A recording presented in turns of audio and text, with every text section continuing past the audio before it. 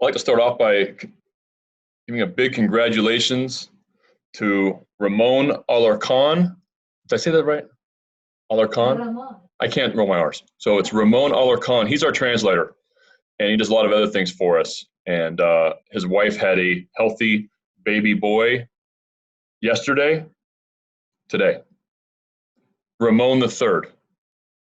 So congratulations to Ramon, his wife, and his family. Second thing is, you guys are itching to know the rotation. Alex Cobb is going to go game 2 in Boston, and Wade LeBlanc will be going game 3.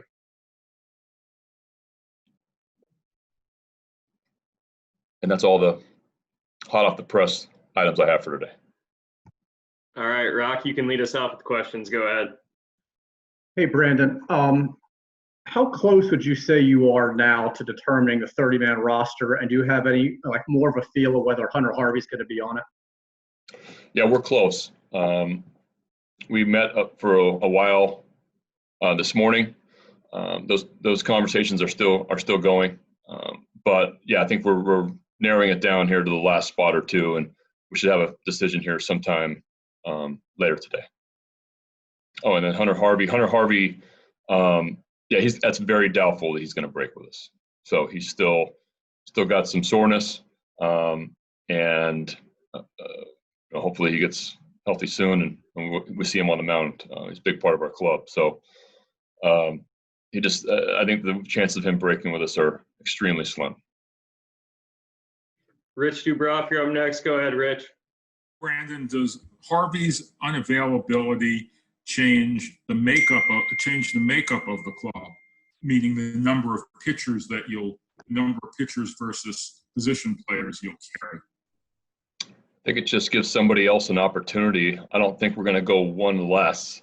I think we would just replace Hunter with somebody on the roster, a pitcher on the roster, and just gives an opportunity for somebody else until he's ready to pitch for us.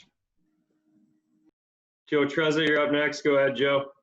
Brandon, where exactly is Hunter's soreness? Is it in the shoulder? Is it in the elbow? Is there any specific area that's affecting him? It's muscular, and it is in the elbow area. So we're not concerned about it at all. It's a little tight, and so we just want to. We're just being conservative with him. We're monitoring him, and I haven't heard how he's doing today yet, but it's something where he is progressing. It's feeling better, and hopefully he's with us soon. Mel Antonin, you're up next. Go ahead, Mel.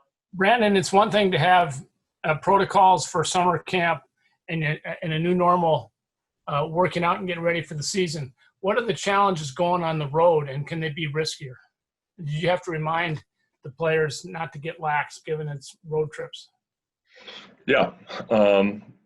There's no doubt about it. I think we're continuing to talk with our players about the importance of wearing masks all the time, the importance of wearing masks in the clubhouse, social distancing in the dugout, social distancing in the bullpen during batting practice.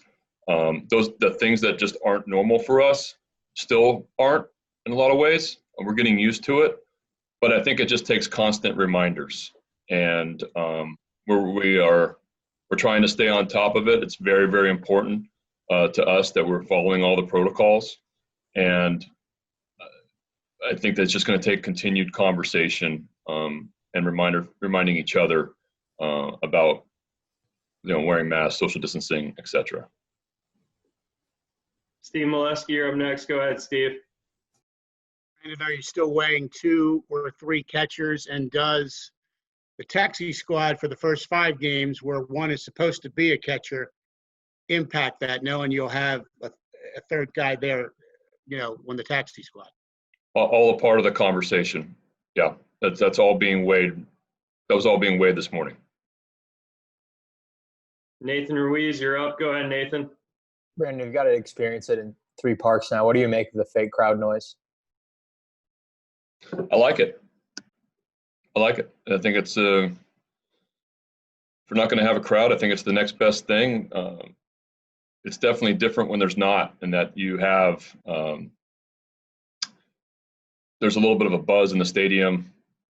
You can't hear like normal. You can't hear the other side of the field, the other dugout, stuff on the field that you can when we play these inter squads and there's no crowd noise. You hear everything.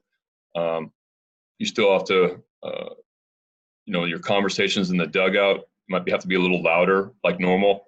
So I think it's a positive thing. We'd obviously love to have a crowd, but to add a little bit of atmosphere from a noise standpoint, I think it's been well received from our players.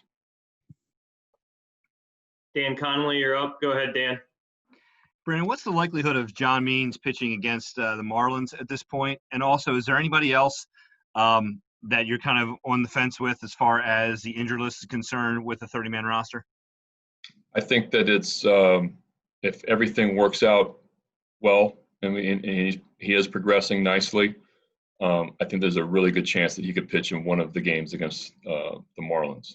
The other question was? As far as anybody else that you're kind of deciding on whether they go in the IL or not. Yeah, Dylan Tate still hasn't played catch yet. So Tate, Harvey's a consideration. That's about it. And what about Smith Jr.? Where are you guys on that right now? We are still monitoring him, and he's a part of the conversation in breaking with the club also. Nathan Ruiz, you're up again. Go ahead, Nathan. Brandon, do you guys expect to fill out the 60-player pool before the season starts, so you go into the year with some flexibility in that? Yeah, I think there's going to be a little bit of flexibility going into the 24th with the 60